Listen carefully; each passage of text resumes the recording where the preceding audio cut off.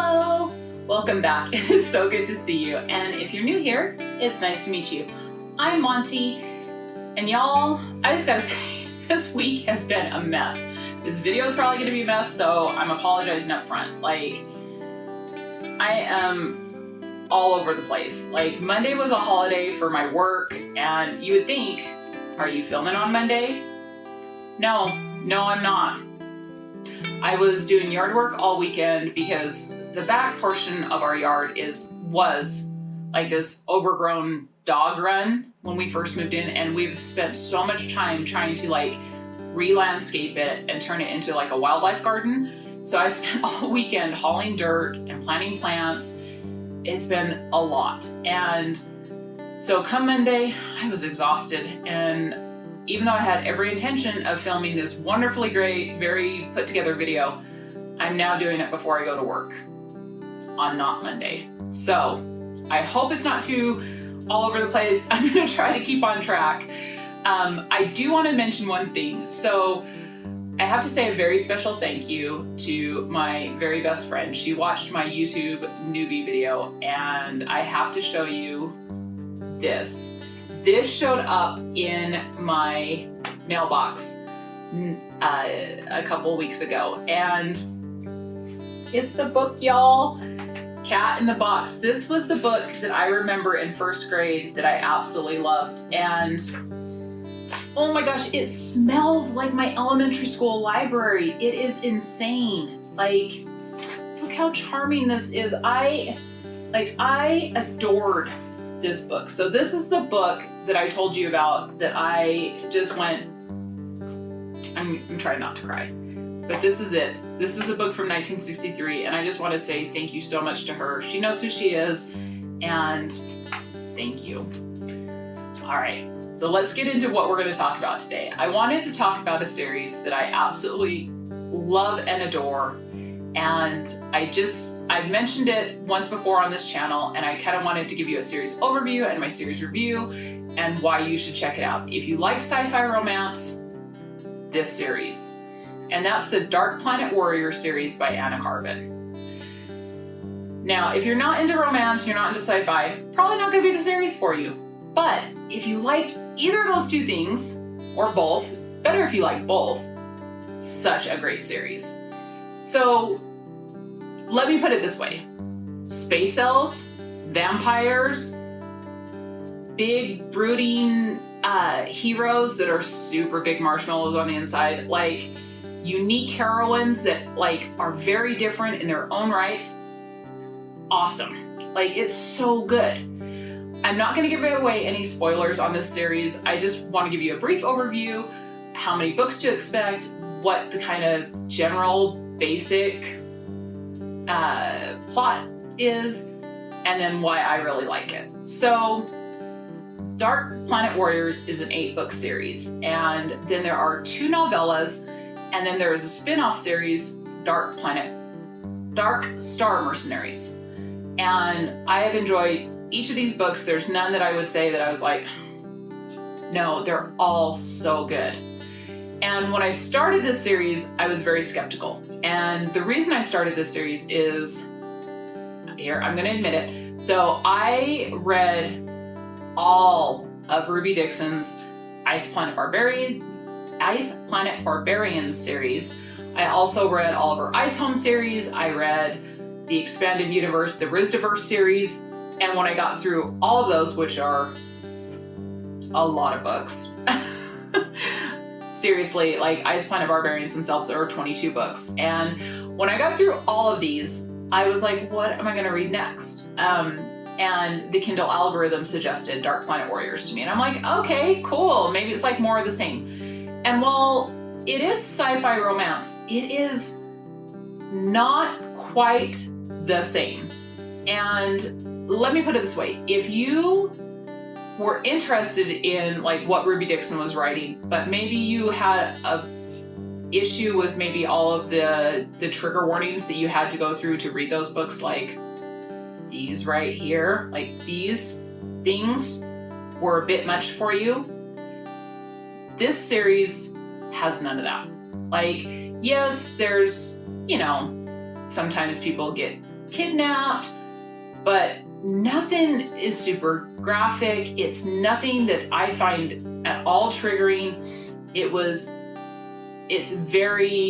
There's nothing explicit. And if you found Ruby Dixon's work to be a little too explicit and the themes a little too heavy, but you like the style of like romance and,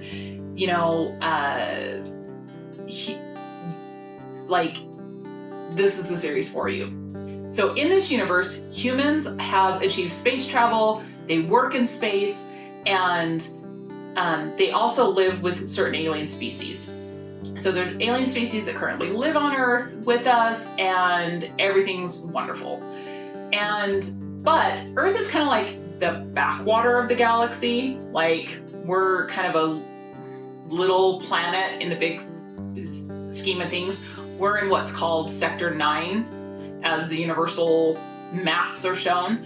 And so we're not really that important. And we're definitely not the center of the universe, like sometimes we think we are. And in this universe, the big powerhouse, the big name in this universe are the Kordolians. And that's where like the center of the universe is around their planet Kythia in Sector 1. And the Kordolians are this huge militaristic alien race that everyone fears because they are very technologically advanced. They are known as very brutal warriors. They are known, they're also known colonizers. They come in and they take over a planet. They do, and this is the only, they do kind of enslave races and all that. But they have like little to no contact with Earth, but they're kind of hated. No one wants the Kordolians come into their door. They want to stay in Sector 1, stay away, and that's how Earth feels about them. Like, Earth knows of them, but has had no contact with the Kordolians. They just want them to stay away.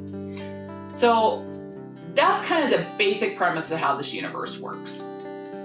And there's other planets that the Kordolians have not messed with, and those are kind of the species that kind of live with the Earthlings and happily with the Earthlings.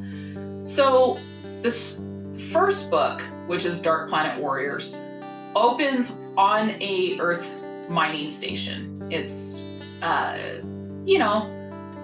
average people doing their jobs, and we get to meet Abby, who is a botanist, and her job is to kind of keep the space station running, like with the plant life. So she keeps the plant life on the station alive and makes sure that because that's what provides the air and also some of the food for the station, and that's her job. And, Abby is this fun-loving, super relatable woman who loves chocolate, loves her coffee breaks. She's hanging out with her best friend on their coffee break, just hanging out in the break room, when all of a sudden, all the alarms on the station go off and everyone's on high alert. There's a craft that that the station does not want to have board the station, and they don't want them to dock there, but guess what? It comes anyway. And it's this very sleek, no one can really identify. Abby doesn't know what it is. She's like, I've never seen a ship look like that. Like, it's, imagine like a super sleek sports car of spaceships. And her and her best friend are kind of watching this because the break room overlooks the docking bay, and they're watching all this. They're like, who is this? And immediately the police force of the station, the security surround the ship. They've got all their guns drawn. They are ready to go. And out of the craft walk these 11 soldiers. They are in exo armor, black exo armor from head to toe. They're 7 feet tall. They have huge guns. They have these swords on their back, and everyone's like, whoa. And when the leader retracts his exo helmet, Abby realizes, oh my gosh, he's Kordolian. So the Kordolians have come to Sector 9, a place they never go, and everyone is scared. So why are the Kordolians there? Well, the Kordolians happened to be in a battle with the Zergek, which are these like bug-like alien creatures. And the Kordolian ship took a lot of damage, and they escaped through a wormhole and got spat out in Sector 9. And they are seeking refuge on this station to get their ship repaired so they can go back through the wormhole, get back to fighting the Zergek, and get back to Kithia. Of course, the station doesn't want them there. No one wants their Kordolians anywhere near them. But the leader, General Tarek Al-Kadian, pretty much says, no, you're going to let us come on here. You're going to help us get our ship repaired, like, or else, I guess. He just talks his way onto that space station and totally uses his Kordolian, like, reputation to get him on there. So they board, they come out, and it's very apparent that the Kordolians do not take crap from anyone. Like, they are not going to suffer any fools, and they're not going to do it gladly. Like, it's going to be their way and their way alone, because they're very used to getting their way. And unfortunately, humans aren't quite used to, just bowing down to anyone. And so there's immediately kind of a scuffle. And Tarek is like, hey, check it out. Take me to your leader. Take me to the station boss. We're going to settle this. Because he doesn't want to just like annihilate everyone. He doesn't want to come in and just annihilate the whole station. He wants to get his ship repaired and get the heck out of there as quickly as possible. So as he's going to see the station boss, of course they're trying to attack the Kordolians, which is pretty futile. Their exo armor repels any shots that's fired at them. It is completely impenetrable by like blades or anything. And of course their swords are like, their swords cut through everything. Steel, wood, doesn't matter. Their swords are cutting through it. And on his way to meet the station boss, he runs into Abby. She just tries to stay out of his notice. It's so cute. But, and then they are allowed to make the repairs. The humans help them make the repairs just to get them the heck off that station. But as they're repairing the ship, the Kordolians realize that there are Zergek larvae that somehow attached their ship and followed them through the wormhole. And the Zergek will infiltrate a planet and just like multiply and annihilate everything there. They'll destroy a population. And so they're like, we can't leave. We have to get rid of all of these. We have to exterminate all these Zergek before we go, because we can't in good conscience just like let them, take over, because the whole point is for them to, try to get rid of this whole infestation in the entire known galaxy. Anyway. So that's kind of the basic premise of how the Kordolians come to Earth and how they meet the humans. They've not had any dealings with humans before. They consider them very beneath their notice. They've never wanted to have any kind of relations with humans before. And it's a very, things had to line up just perfectly for this to happen. So let me tell you a little bit about Kithia. So the planet that the Kordolians are from. So Kithia it's called the Dark Planet. It has no sun. It's completely made of ice. And because of that, the Kordolians, as their sun was dying, the Kordolians as a species, as their sun was dying, have evolved. And so they can tolerate the cold. They are very sensitive to UV light. It blinds them, it burns their skin. They have really exceptional hearing. They are just, by and large, stronger because they're so much taller and bigger than humans are. They also can tolerate the cold really well because their planet's oceans froze and everything. And Kithia has like no vegetation on it. It does have some carnivorous sea creatures that like live underneath the ice, but that's about it. So that's why they went out and started to conquer other planets was to take their resources and use it for Kythia. And yeah, they're not good guys at all. Like, they're not they're not someone we should be rooting for. They are ruled by a monarchy, and there's a lot of politics on Kythia. Like, there's lords and houses, and then there's also kind of these other people that live out on the ice plains in the unpopulated areas, and known as the Val, and that's just like ice plains, and they live out there. They want nothing to do with the monarchy. They want nothing to do with society. They want to be left alone. They live their own lives out there. And so General Tarek, he is one of 2 generals of the Kythian military. And so he is over half of the military. He commands half of their military fleet.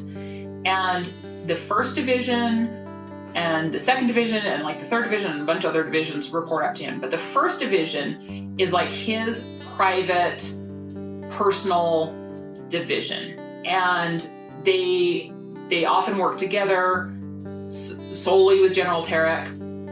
And what makes the 1st Division very special, like they are the stars of the Kordolian military, is that they are kind of considered super soldiers. And they really are, because they were taken as children. So General Tarek and his 10 soldiers were taken as children and were experimented on.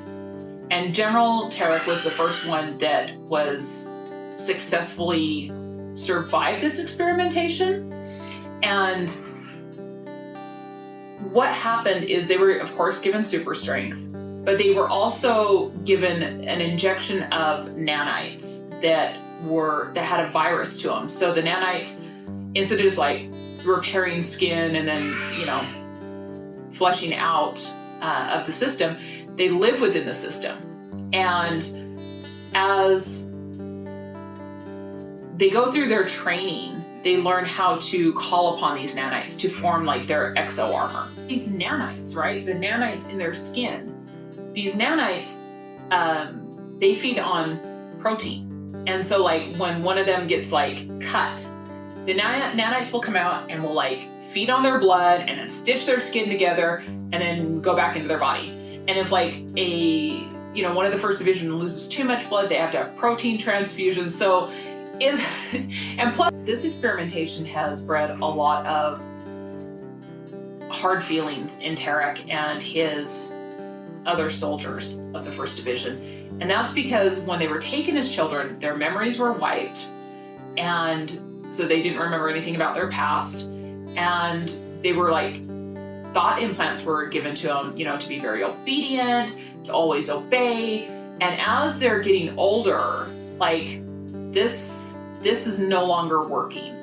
They're starting to have flashbacks of their past, and that whole obey above all else is not what it's not the predominant thought in their mind.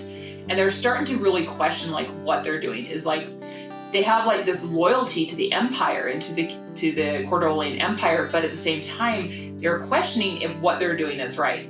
And part of the problem is the Kordolian race as a whole is dying out. They are not, like, hasn't been a female born in like the last generation. And so they know that if their species only has maybe a generation left, and it will be gone. So there's a lot, and there's like kind of, different factions within the Kordolian political system that wants to, conquer all these races to kind of see if there's possibilities for extending the Kordolian race, and others are like, no, we have to keep our blood pure. It's insane. But the first few books primarily follow the 1st Division. The 1st book is all about the 1st General Arcadian and the 1st Division, and it's so good. And then in the 2nd book, you get to meet a member of the royal family who is Prince Zalikian. And you get to learn why he is in exile. His mother is the current ruler of Kythia, and she exiled him, and why he is considered the Mad Prince, and what his relationship to General Tarek Al-Qadian is. And as the book series progresses, you think it's just going to be like a snapshot. Okay, so like you get this person and this person, but it's actually not. Like, yes, these are kind of formulaic romances, like all romance books have some formula to it. But the overarching plot is really intriguing, and it's not your typical series where this book follows this character and then we jump to this character and then this character's story. The third book actually goes back to General Tarek and Abby again, and not only do we get to see different members of the first division, there are members of the second division we get to know. We get to know members of the third division, and you really get to understand like even how the hierarchy of the military works. And it's impressive that I can understand it because I'm not a military person. I don't understand, you know, a lot about military hierarchies and everything like that. Although I did enjoy Starship Troopers, the book, like loved that militaristic sci-fi. But, and then there are these baddies in this world called Silent Ones, and they are, once again, children that were taken by the Kordolian like nobility when they were kids, and they're blinded, and they're taken because they like have some kind of a sixth sense. So they blind them to heighten that, and they turn them into assassins through like brainwashing techniques. It's awful, thought implants, and we get to learn more about them. We get to follow one of them in the book. Oh, it's so good. So like I said, the first series is 8 books. You get 2 novellas, one of which is from the medical officer's point of view, and it's a she, and I love her, female Kordolian, and that is a completely different experience, and I absolutely loved it. And why I like this series so much is because each of the female protagonists are very unique. They are not all the same. They're not like cookie cutter, this is who it is. They come from different backgrounds, they have different experiences. They're not all the same social class, they're not the same economic status. There's a lot of diversity. And I really appreciate that because each female character actually feels like a person. It's not just you're reading the same thing, you're like, oh, okay, awesome. And even within the first division, even though they're very, like they were almost made to be almost mindless soldiers, you get to learn the different personalities of each of these soldiers. And as you get to know like different members of the second division and the third division, it's so interesting to see how they relate and how that relates to the first division and the different personalities there.